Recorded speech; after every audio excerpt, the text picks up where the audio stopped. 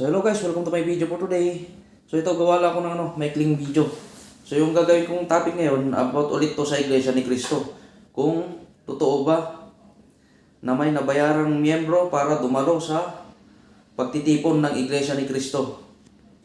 Pero bago ko umpisa yung topic na to, nais ko nang batiin ng pamunuan at lahat ng mga kaanib sa Iglesia ni Cristo. Congratulations sa mapayapang rally na ginawa niyo sa Quirino Grandstand at matagumpay na rally na ginawa niyo sa Quirino Grandstand ngayong January 13, 2024. Kakatapos lang din ng kanilang rally.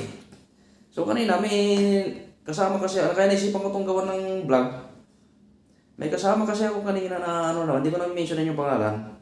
So hindi ko naman sila masisisirin kasi kung minsan naririnig din nila yan sa iba at nasisiraan din talaga ang iglesia. Karamihan talaga ng hindi nakaranas ng iglesia, ang tingin, binabayaran ang iglesia.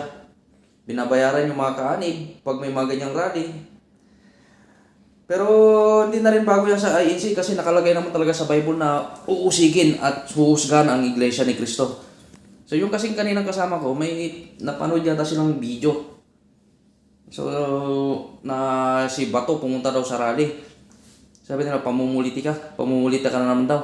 Sigurado marami na naman daw, mayroong binayaran niya ng mga miyembro na naman ito para pumunta doon sa rally.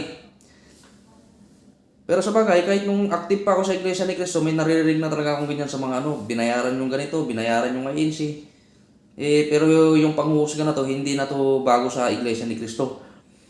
Pero kanina, pinaliwanag ko, kasi bilang dating Iglesia ni Cristo, sabi ko sa kanya, pinaliwanag ko sa kanila, hindi talaga yan mababayaran.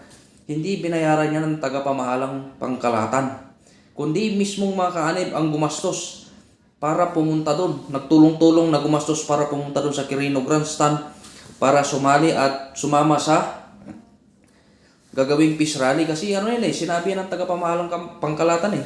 Ang sabi ko, dyan yung makikita kung paano nila sundin at gawin yung inutos sa kanila ng tagapamahalang pangkalahatan na naayon sa Biblia. Kasi Biblia lagi ang batayan ng INC.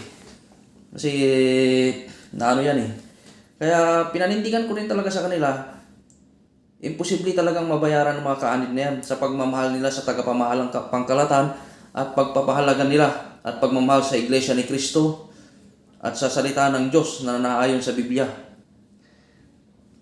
Ako, napanindigan ko yan, sabi ko sa kanila, kasi dati akong Iglesia ni Cristo at alam ko yan. Kagaya yun, si nanay ko, nagpunta siya doon kasi active pa rin si nanay ko eh. Yung mga pinsan ko, active pa rin sila doon sa INC, kaya nagpunta sila kanina. Kaya, imposible talaga na may mabayaran na membro, 100% yan. Ginagarantiyan ko sa inyo na hindi binabayaran ng mga miyembro ng Iglesia ni Cristo para pumunta sa mga ganyang okasyon na may binabayaran.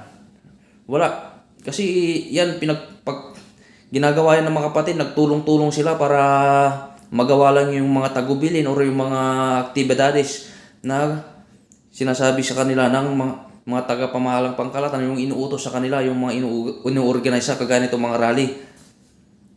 Kaya pansin mo, panoorin mo sa Facebook, talagang lahat sila nagtutulungan doon, malinis. Pero yan, hindi ko na rin masisi yung mga kasi talagang meron na talaga yan, hindi na mawawala na may huhusga sa Iglesia ni Cristo. Pero yun ang paninindigan ko talaga bilang dating Iglesia ni Cristo at yun talaga yung totoo. Walang nababayaran na Iglesia ni Cristo para pumunta sa mga aktibidad ng Iglesia ng kagaya ng ganitong rally at hindi ito pamumulitika kundi para sa kapayapaan ng bansa. Kaya yung mga nagsasabi na binabayaran ng iglesia, nababayaran mga kaanib para sumunod sa mga ganyang layunin ng INC, hindi totoo yun. Walang nababayaran dyan. Talagang kusang loob ng mga kaanib na pumunta dyan at sila mismo ang gumagastos at gumagawa ng paraan para masunod lahat ng inuutos sa kanila ng tagapamahalang pangkalahatan ng Iglesia ni Cristo na naayon sa Biblia. Na yun na talaga ang totoo, 100%. So hanggang dyan lang yung video for today guys. Maraming salamat guys.